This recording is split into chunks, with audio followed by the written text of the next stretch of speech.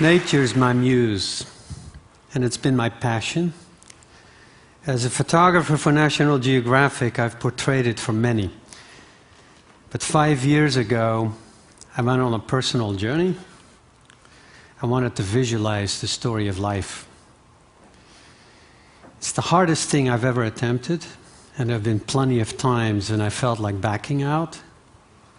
But there were also revelations. And one of those I'd like to share with you today. I went down to a remote lagoon in Australia, hoping to see the Earth the way it was 3 billion years ago, back before the sky turned blue. There's stromatolites down there, the first living things to capture photosynthesis. And it's the only place they still occur today. Going down there was like entering a time capsule, and I came out with a different sense of myself in time. The oxygen exhaled by those stromatolites is what we all breathe today. Stromatolites are the heroes in my story. I hope it's a story that has some resonance for our time. It's a story about you and me, nature and science.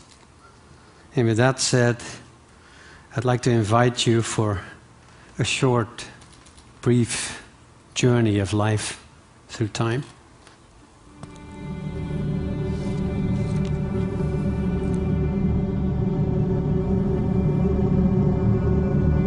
Our journey starts in space.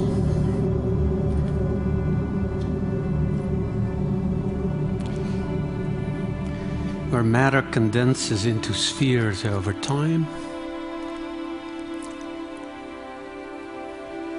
solidifying into surface molded by fire.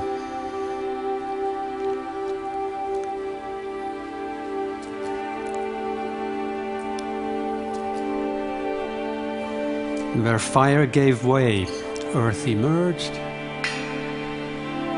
but this was an alien planet. The moon was closer, things were different. Heat from within made geysers erupt. That is how the oceans were born.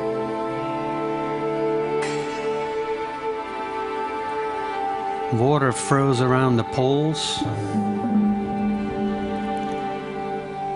and shaped the edges of the earth.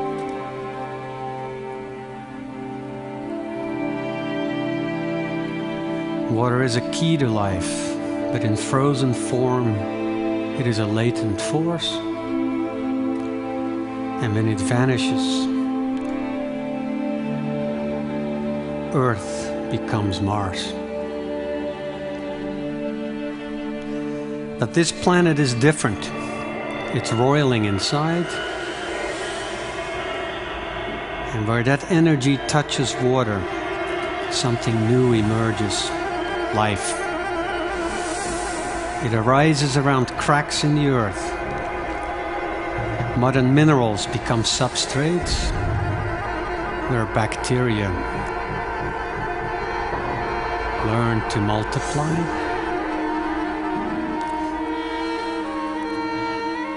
Thickening in places. Growing living structures under an alien sky. Stromatolites were the first to exhale oxygen, and they changed the atmosphere.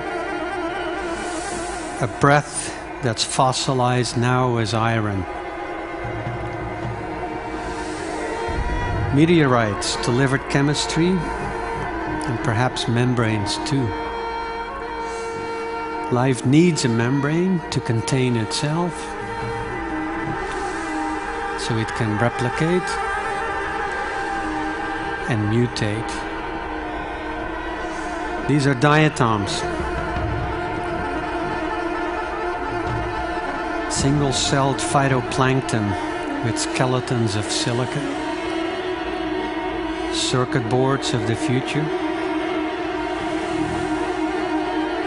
Shallow seas nurtured life early on. And that's where it morphed into more complex forms. It grew as light and oxygen increased.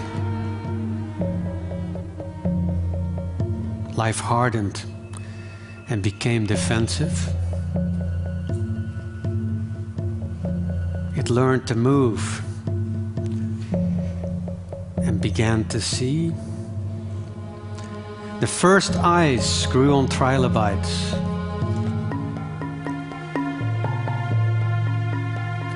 Vision was refined in horseshoe crabs. Among the first to leave the sea. They still do what they've done for ages. Their enemies long gone. Scorpions followed prey out of the sea. Slugs became snails. Fish tried amphibian life. Frogs adapted to deserts. Lichens arose as a co-op. Fungi married algae, clinging to rock and eating it too, transforming barren land. True land plants arose, leafless at first. Once they learned how to stay upright, they grew in size and shape. The fundamental forms of ferns followed to bear spores that foreshadowed seeds. Life flourished in swamps. On land, life turned a corner. Jaws formed first, teeth came later. Leatherbacks and tuataras are echoes from that era. It took time for life to break away from water, and it still beckons all the time. Life turned hard so it could venture inland. And the dragons that arose are still among us today.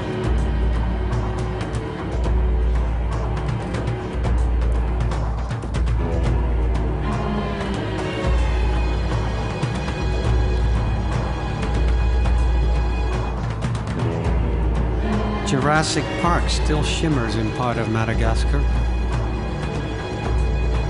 and the center of Brazil, where plants called cycads remain rock hard.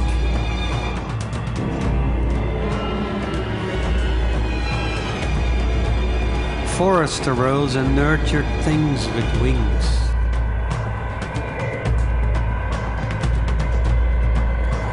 One early form left an imprint like it died only yesterday.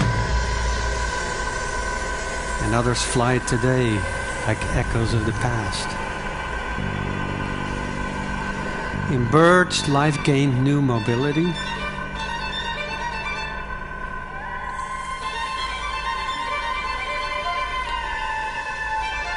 Flamingos covered continents.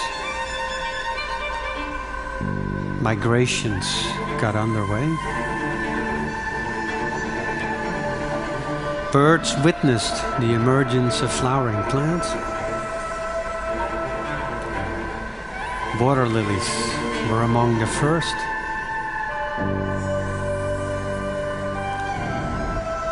Plants began to diversify and grew, turning into trees.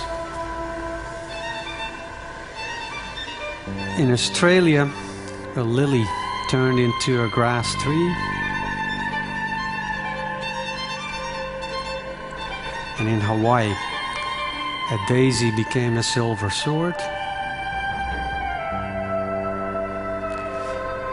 In Africa, Gondwana molded Proteus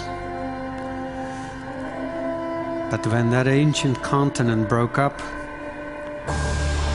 life got lusher, tropical rainforest arose,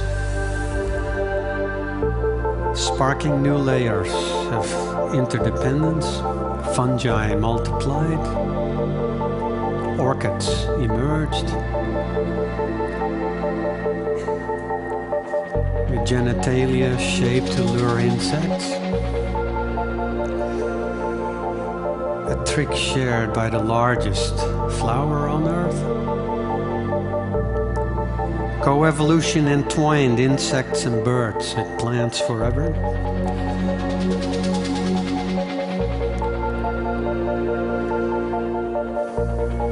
When birds can't fly, they become vulnerable. Kiwis are. And so are these hawks trapped near Antarctica. Extinction can come slowly. But sometimes it arrives fast. An asteroid hit and the world went down in flames. But there were witnesses, survivors in the dark. When the skies cleared, a new world was born. A world fit for mammals. From tiny shrews and tenrecs accustomed to the dark, new forms became bats, civets, new predators, hyenas, getting faster and faster still.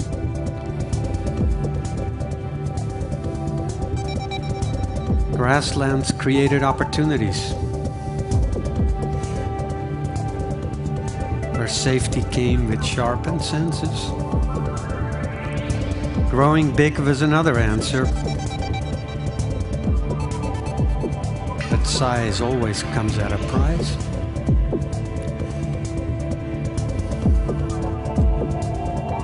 Some mammals turned back to water. Walruses adapted with layers of fat. Sea lions got sleek. And cetaceans moved into a world without bounds. There are many ways to be a mammal. A roo hops in Oz. A horse runs in Asia.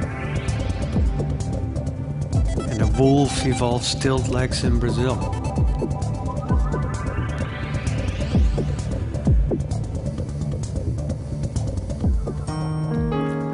Primates emerge from jungles as tarsiers first,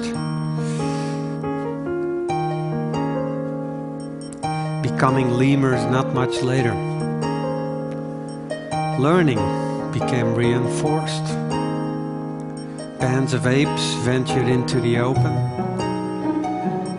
and forests dried out once more. Going upright became a lifestyle. So who are we? Brothers of masculine chimps? Sisters of feminine bonobos? We are all of them and more. We're molded by the same life force. The blood veins in our hands echo the coarse water traces on the earth. And our brains, our celebrated brains, reflect the drainage of a tidal marsh.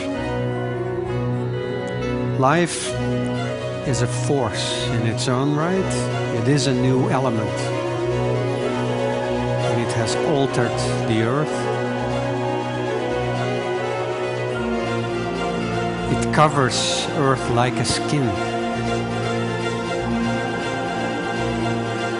And where it doesn't, as in Greenland in winter, Mars is still not very far. But that likelihood fades as long as ice melts again, and where water is liquid, it becomes a womb for cells green with chlorophyll, and that molecular marvel is what's made a difference. It powers everything. The whole animal world today lives on a stockpile of bacterial oxygen that is cycled constantly through plants and algae, and their waste is our breath, and vice versa. This earth is alive, and it's made its own membrane. We call it atmosphere. This is the icon of our journey. And you all here today can imagine and will shape where we go next.